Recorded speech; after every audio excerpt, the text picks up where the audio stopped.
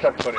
কিন্তু কিছু সংখ্যক উচ্চাভিলাষী যারা 7 জন 8 জন ডিঙিয়ে বিএনপি আমলে প্রমোশন নিয়ে তারা জেনারেল হয়েছেন। এবং শুধু না, এবং এই বর্তমান তত্ত্বাবধায়ক সরকারের আড়ালে এক নাগারে সকলে মিলে জেনারেল এবং মেজর জেনারেল হয়ে গেছেন। বাকি সমস্ত আর্মির লোকদের সাধারণ আর্মিকে এক নিচে বসিয়ে, এবং সাধারণ আর্মির সামান্য একটি মেডিকেল দাবি ছিল 37 টাকার মাসে, সেটা এখন পর্যন্ত তাদেরকে অনুমোদন দেওয়া হয়নি। কিন্তু তার পরিবর্তে আজকে আর্মির ভেতরে মানে প্রায় ডজন খানেক লোকের উপরেও তাদেরকে এই প্রমোশনটা দেওয়া হয়েছে। এই টাকা আশা করছি। আরেকটি কথা আপনি জয়নেতে যেটা বলেছেন, আপনাদের সাথে খেয়াল রাখতে হবে, এই আমাদের এই যে ডিজিএফআই এ পয়সা পায় কোথায়, এর কি দায়িত্ব? ডিজিএফআই আর্মির ইন্টেলিজেন্স, তার দায়িত্ব আর্মির মধ্যে কোনো রকম সন্ত্রাসী ঢুকেছে কিনা তার অনুসন্ধান করা, এবং বিদেশি কোনো ছোঁয়া সেখানে কাজ করছিল সেটা অনুসন্ধান করা। বাংলাদেশের মানুষের পর খবরদারি করার জন্য নয়। কোনো দেশে কোনো সভ্য দেশে সেটা হয় না। কিন্তু বাংলাদেশে দুঃখের বিষয় এই ডিজিএফআই আর্মির এই ইন্টেলিজেন্স গ্রুপকে তারা প্রতিবার আইয়ুব খানের সময় দেখেছি তারা করেছে, এরশাদের সময় করেছে এখানে বাংলাদেশে, এখনও তারা সেটাই করার চেষ্টা করছে। এই খেলা পাকিস্তানের কাছে শিখেছে এবং তারা সেটাই করতে যাচ্ছে।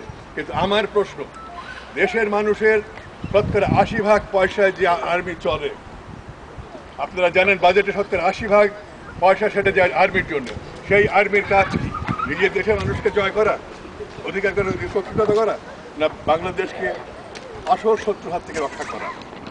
তারা বিভিন্ন ওসিলায় আসে আজকে বাংলাদেশের, তারা সবসময় ঘুরছে কোনো একটা অজুহাত নিয়ে বাংলাদেশের রাজনীতিতে হস্তক্ষেপ করবে। এবং এর আলামত আপনারা দেখতে পারেন যে আজকে আপনার জামাতের কাউকে অ্যারেস্ট করা হয় না, এবং সেখানে বলা হলো, এবং জামাতের কথা সংস্কারের কথা বলা হয় না। কেন বলা হয় না?